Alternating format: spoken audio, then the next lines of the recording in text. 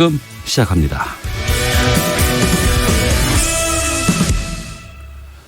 네, 신흥 종교단체 신천지 2인자라고 불리는 김남희 씨가 내가 알고 경험한 이만희의 실체를 밝힌다면서 다음 주부터 본격적인 실체 폭로에 나서겠다고 예고를 했습니다.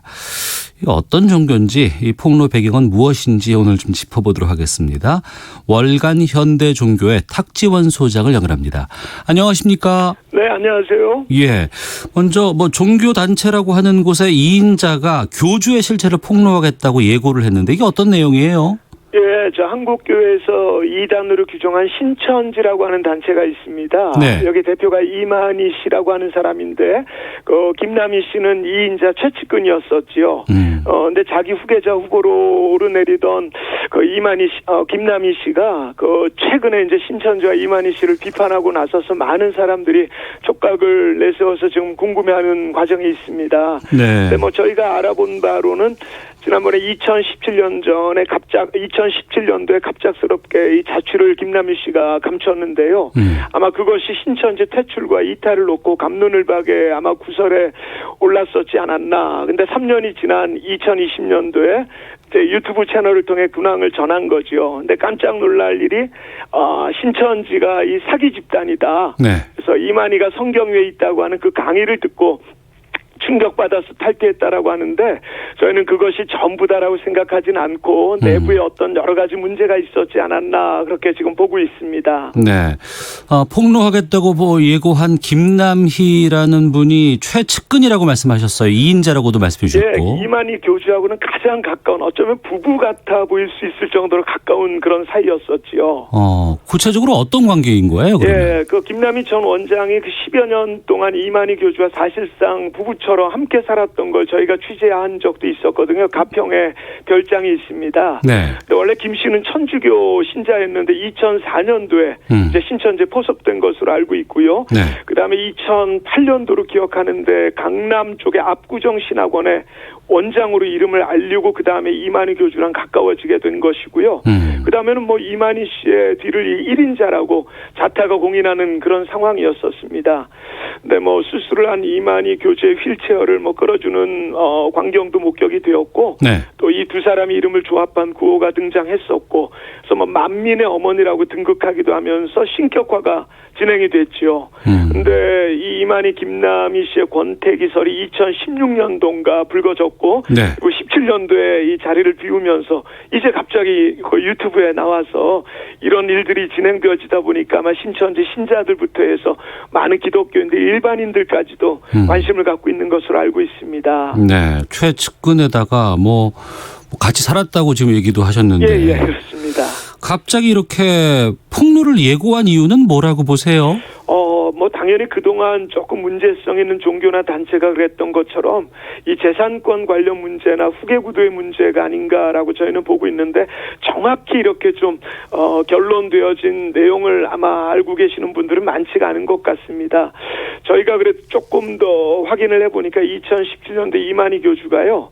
이 김남희 전 원장을 반역자로 몰아버린 것에 최근의 내용들을 보니까 이 신천지 안에서 케이블 방송 소유권 그리고 부동산 소유권 문제로 소송이 진행되어진다는 것을 듣게 되었고 예. 결국은 이 재산권 관련 문제와 또 포스트 이만희 체제에 구축되어진 많은 사람들이 있다 보니까 후계 구도의 문제도 있었지 않았나라고 하면서 급기야 이렇게 2월에 침묵을 깨고 목소리를 내기 시작한 것 같습니다. 네, 이 신천지라는 단체가 한국교회 주요 교단에서는 이단으로 규정한 것으로 알고 있습니다. 네, 그렇습니다. 구체적으로 어떤 단체인지 어떤 종교인지 좀 알려주세요. 예, 우리 일반 분들도 포털 실시간 검색에서 신천지 이름을 많이들 들어보셨을 거라고 생각하고요. 예. 시사 프로그램에서도 여러 번 다루었던 걸 보신 분들이 기억하고 있을 겁니다. 정확한 이름은 신천지 예수교 증거장막 성전이라고 하는데 예전에 장막 성전이라고 하는 좀 문제성 단체가 하나가 있었는데 거기서 이제 떨어져 나온 단체이지요.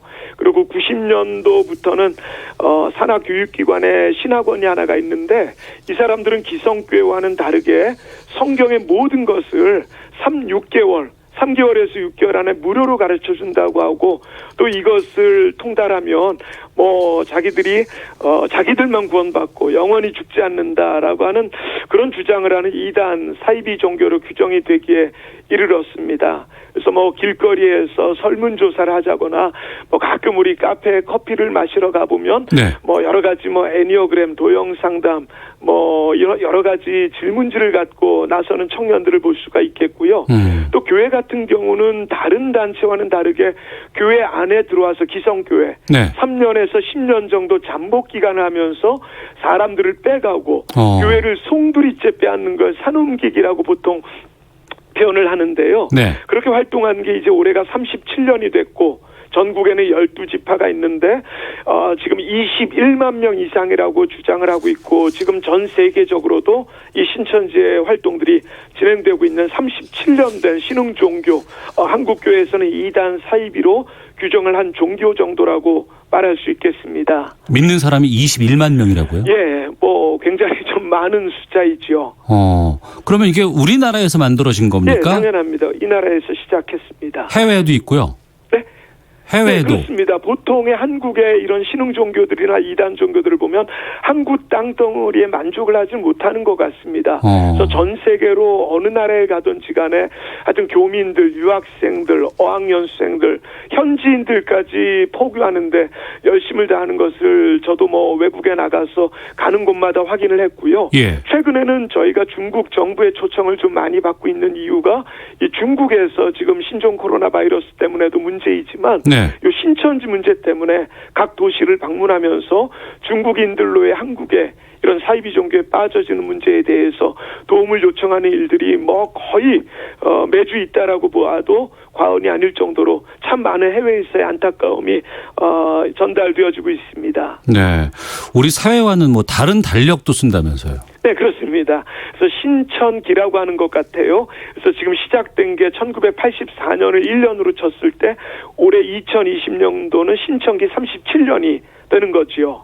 종교라고 하면 예, 말씀하세요. 예. 2020년도라고 하는 표현보다는 이 사람들에게는 신천기 37년이 더 적절하고 또 적응이 된 그런 연호로 사용되고 있는 것으로 알고 있습니다. 네. 종교라고 하면은 뭐 일정 정도 대표할 만한 교리 같은 게 있지 않겠습니까? 예, 예.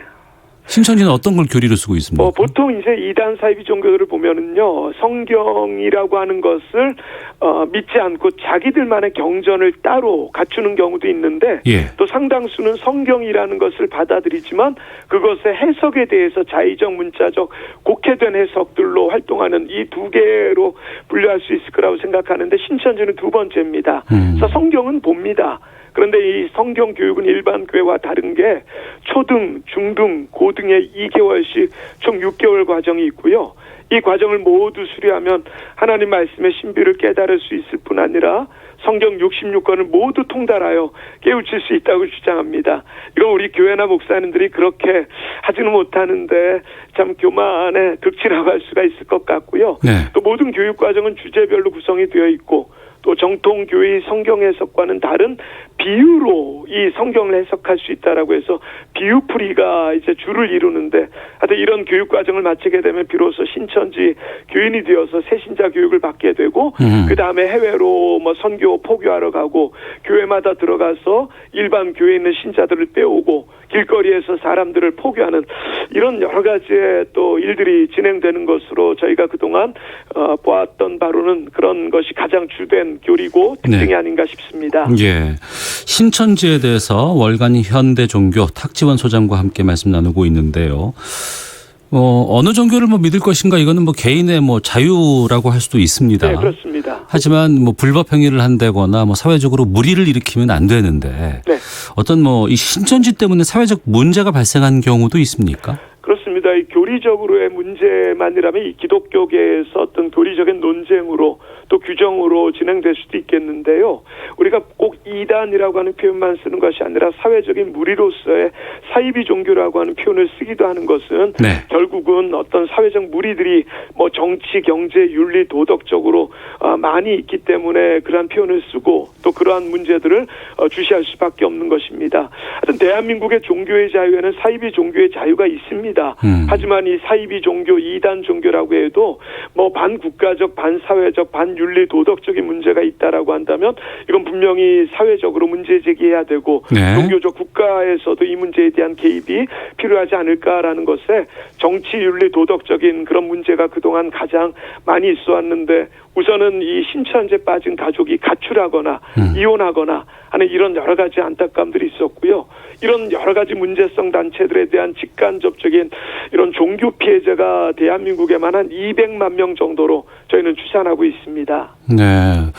종교 피해자라고 말씀하셨는데 뭐 개인이라든가 뭐 가정 버리고 뭐 이것 때문에 피해도 상당히 많이 있다고 하는데 왜 이런 일이 벌어지는 거예요? 물적인 문제, 성적인 문제, 뭐 여러 가지 가정 파괴 이런 부분들이 있다라고 볼 수가 있는데요.